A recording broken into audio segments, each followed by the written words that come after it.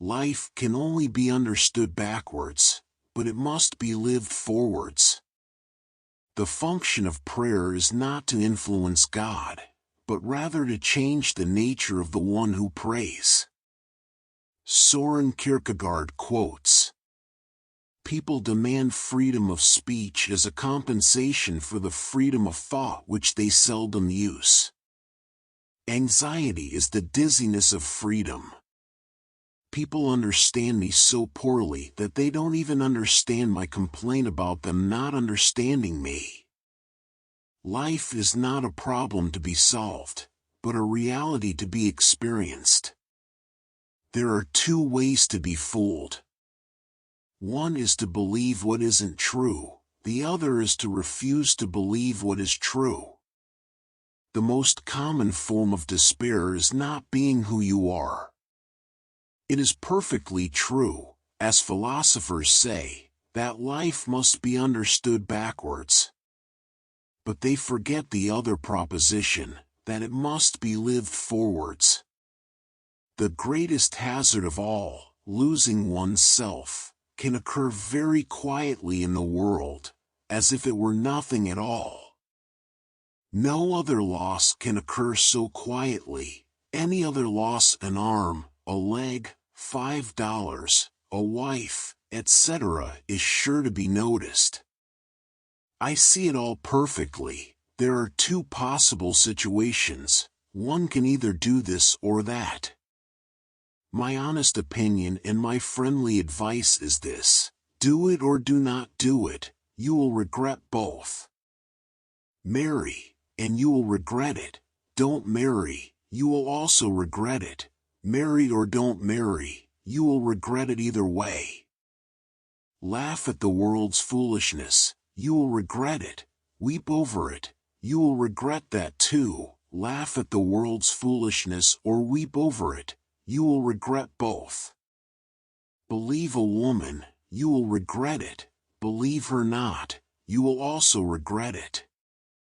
Hang yourself, you will regret it.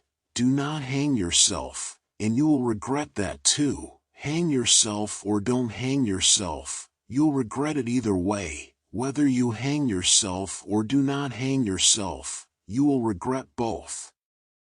This, gentlemen, is the essence of all philosophy. What labels me, negates me. The most painful state of being is remembering the future, particularly the one you'll never have. The Bible is very easy to understand. But we Christians are a bunch of scheming swindlers. We pretend to be unable to understand it because we know very well that the minute we understand, we are obliged to act accordingly. In addition to my other numerous acquaintances, I have one more intimate confidant.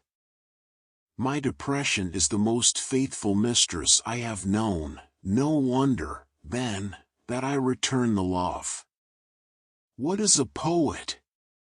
An unhappy man who hides deep anguish in his heart, but whose lips are so formed that when the sigh and cry pass through them, it sounds like lovely music.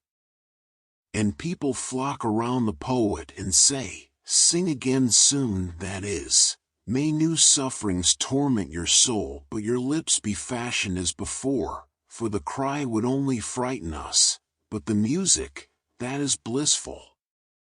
A fire broke out backstage in a theater. The clown came out to warn the public. They thought it was a joke and applauded. He repeated it. The acclaim was even greater.